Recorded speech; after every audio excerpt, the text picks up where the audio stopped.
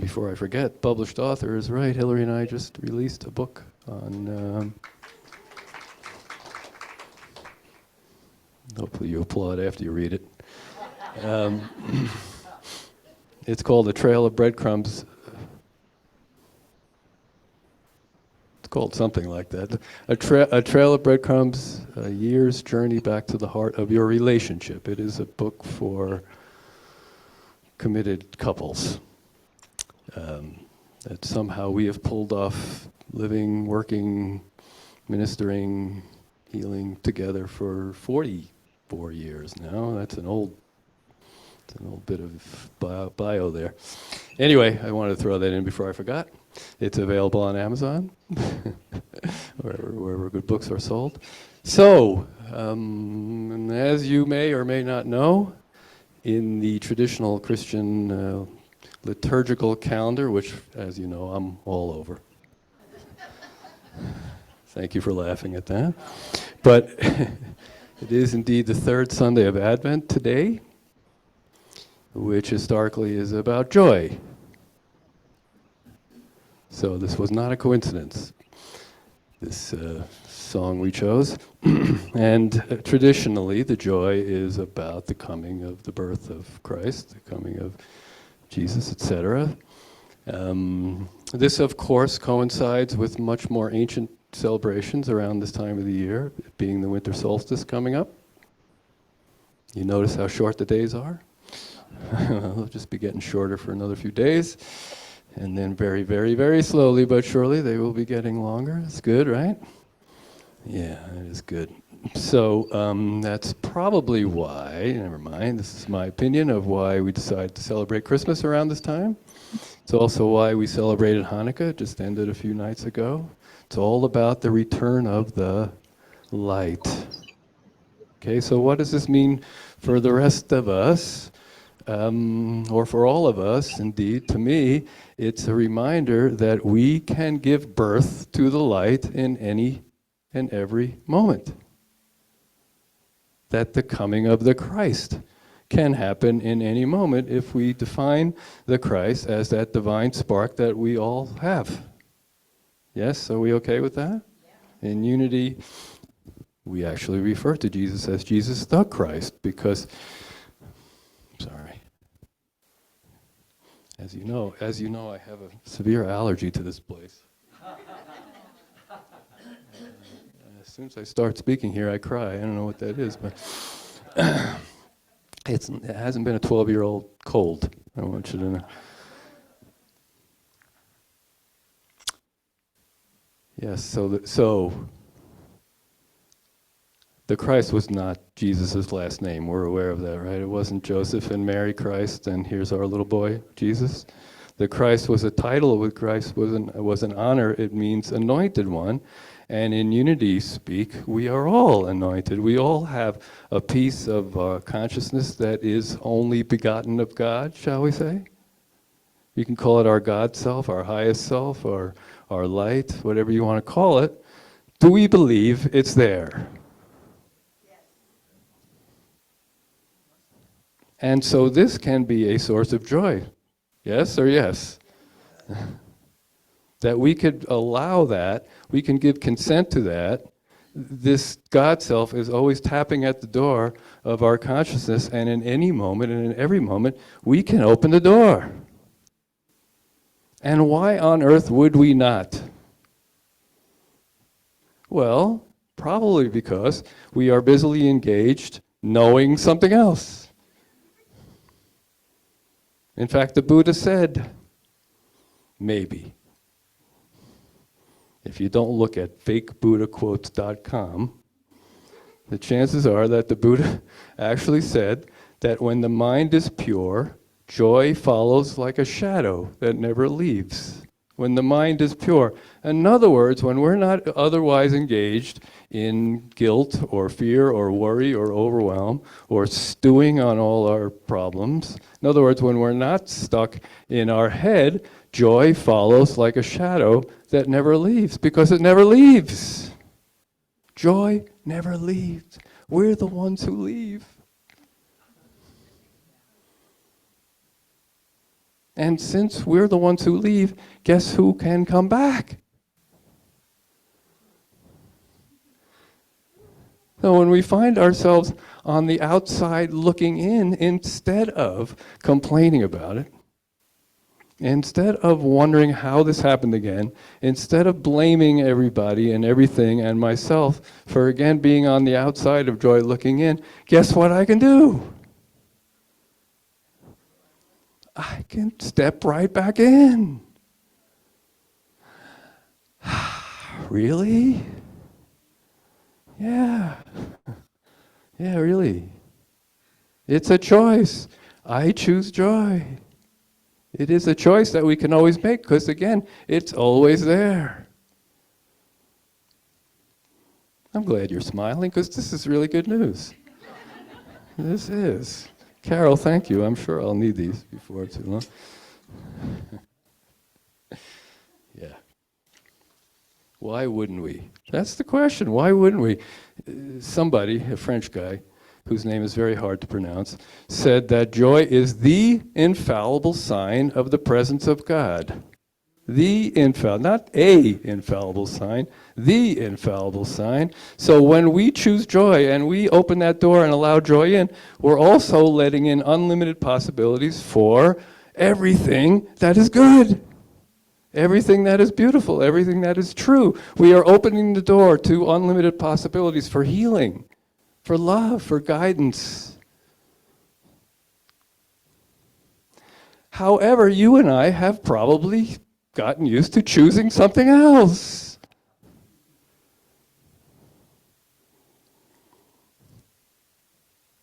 And some of us just kind of love thinking about what's wrong, or how I was wronged, or what could be wrong, or what could possibly be wrong in the future. In A Course in Miracles, it says, I must have decided wrongly because I'm not experiencing peace. Let's just change that to joy. I must have decided wrongly because I am not experiencing joy. And wrongly is not a judgment. Wrongly just means it's not as skillful a choice as I could have made. Has anybody here made a choice that was not as skillful as they would have liked to have made? Everybody look around, because this is the other problem.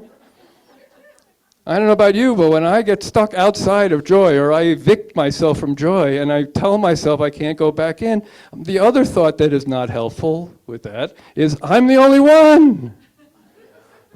I'm the only one who experiences this. I'm the only one who beats myself up because of this. Well, isn't it helpful to know you're not the only one? And that we're all working on making that choice. I think that's helpful. Yes. Yes, joy is our natural and normal state. And again, when it seems missing, and this is what the Buddha was saying, John, is that you? Man, you were just on Zoom. How'd you do that? God, that's incredible.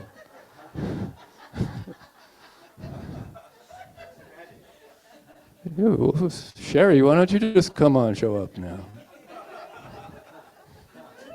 Haven't seen you in a long time. She said, what are you looking over there for? Yes, it's our normal and natural state. And again, what the Buddha was saying is that's what we would experience unless we make a different choice.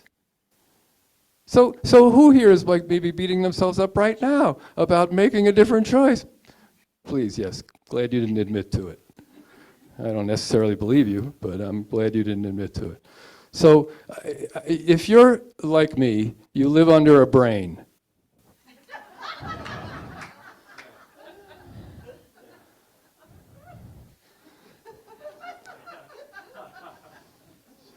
And brains have an unlimited capability of holding on to stuff that is wrong or is missing or is something other than joy, yes? So what I'm suggesting is to make this choice that we probably all want to make. Is anybody here averse to joy?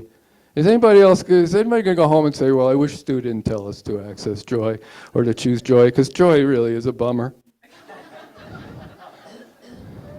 I'd much rather stew in my misery.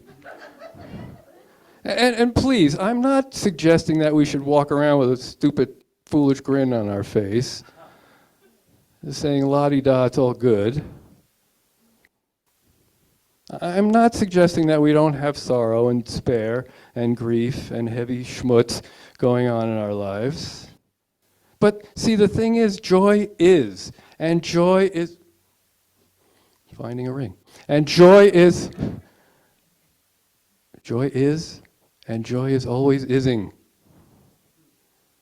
And so we can experience things like sadness and experience joy at the same time. Has anybody pulled that off? See, if you did, it's guaranteed you are not in your head, because your head can't do that. There's only one part of your anatomy that can't do that, and that's where we all tend to go. If we can go here, if we can realize that we're on the outside looking in, and that means we're here. If we can remember, there's another choice besides complaining, besides stewing, which I have done a lot in my life. They named it after me. Besides wondering how I got here again, besides blaming everybody and everything, including myself, since I'm spiritually evolved. It's like if you're in a well, if you're stuck in the well and the water's up to here, right? There are other choices besides complaining about it. There are other choices besides praying and hoping that it doesn't rain. Because the ladder is right there. The ladder is right there, and in the case of a well, you'd probably want to go up the ladder. In the case of life, we probably want to go down the ladder 18 inches to here. This is where the off switch for all that craziness is, and the on switch for joy is right here.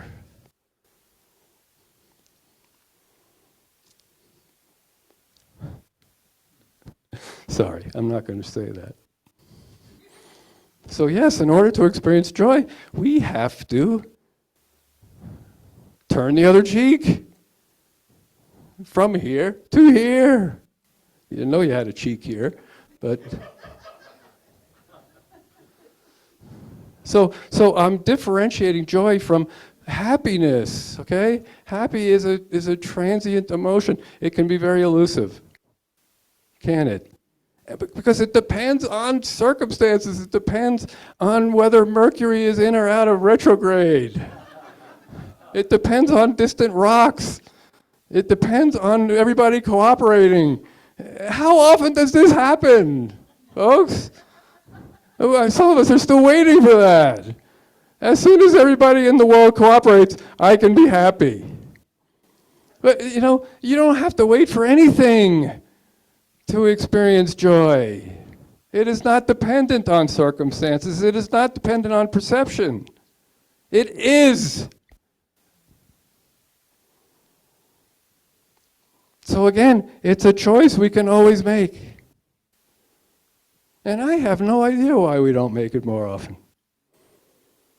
And some of us find it hard to allow ourselves joy because one person in the world is suffering somewhere. Folks, there's always going to be somebody suffering. Yes or yes? So are we helping them by not allowing ourselves to experience joy?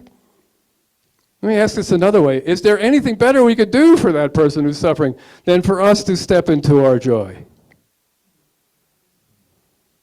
I don't think so.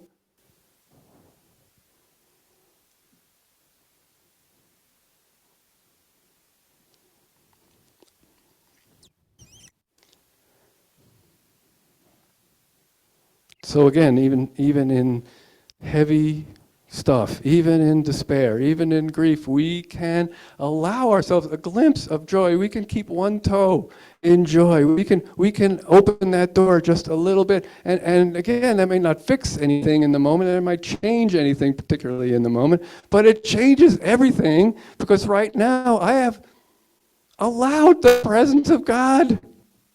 I might look at a situation and say, where's God in this situation? Guess where God is in this situation? In me. And when I allow joy, when I open up to joy, when I give consent to joy, I become the way of God rather than being in the way of God.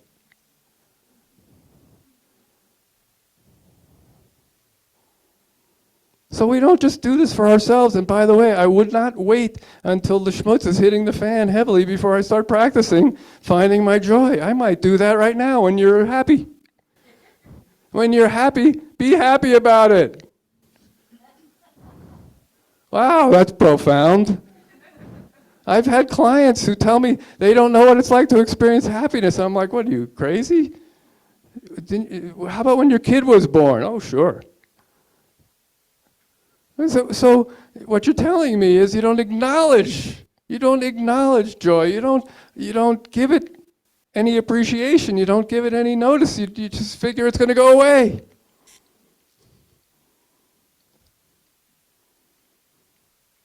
And I understand that because, a lot of times when things are going well, I just know they're going to change. But when they're going badly, I just know they're going to stay forever. Both wrong.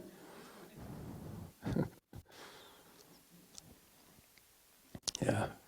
A lot of you have heard this story, which essentially means you're going to hear it again. So I think about the time that I found joy to be light years away and found out that it wasn't. Okay? This is why I'm telling this story again. Kenny could probably give you the punchline already. Haven't even started the story yet. So it was the last 2 weeks of my dad's life. And he was in the hospital, and so we were with him all the time, and it was awful. And I won't get into details about it, but it was pretty miserable. There was a lot of despair and a lot of heartache, and he hadn't said anything. He was out of it. He was other than talking sort of nonsense every now and then, he wasn't saying anything, wasn't making any sense. So this is a couple of days before he passed. The nurse and my brother and I helped him into the bathroom. And we left, and nurse closed the door, and through the door she says, "Harold, are you comfortable?" Now, my father had a stock answer to that question my entire life, but I was not expecting what happened. So the little voice from the other side of the door, "I make a living."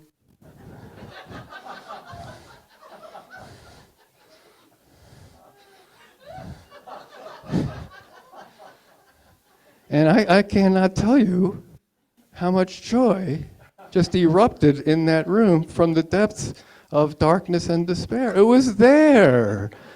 I don't know why we left it to my dying dad to bring it into the room, but there it was. Are you with me here?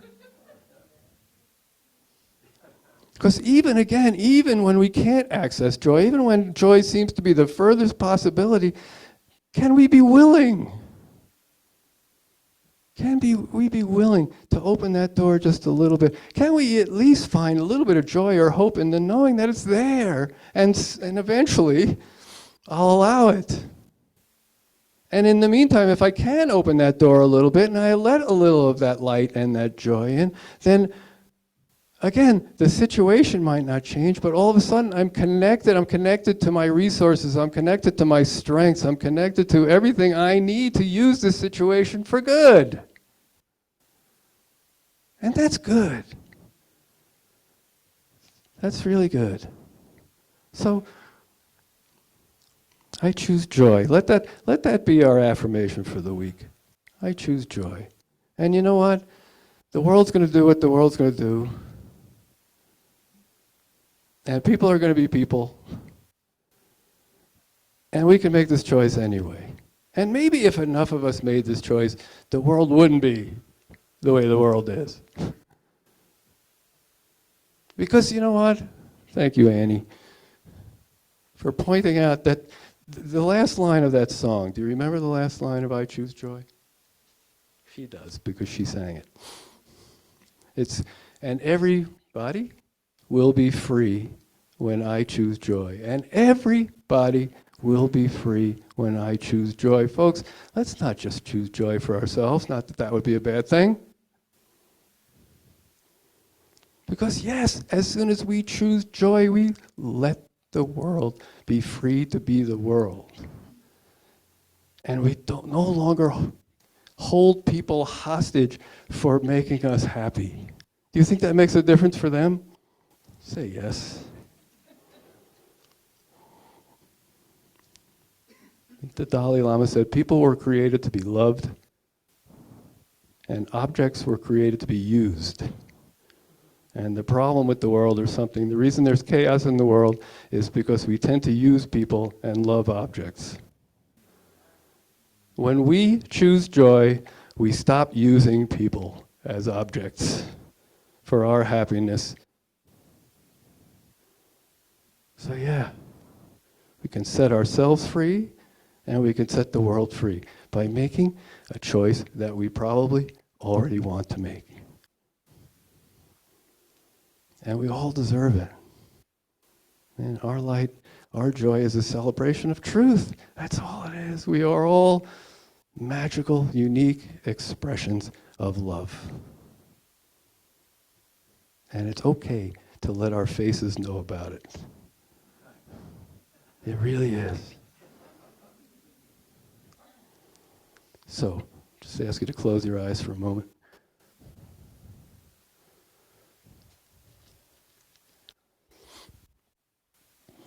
Yes.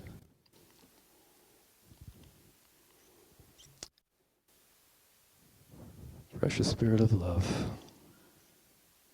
thank you once again for always tapping at the door. And for the knowing that no matter how many times I have slammed that door or ignored the tapping, that I can and will open that door, kick it wide open, stick my foot in there so I can't close it again so easily. As the door of our hearts are wide open right now, we just let this feeling play out in all of our moments this week and set the world free. Thank you, God. And so it is. Thank you.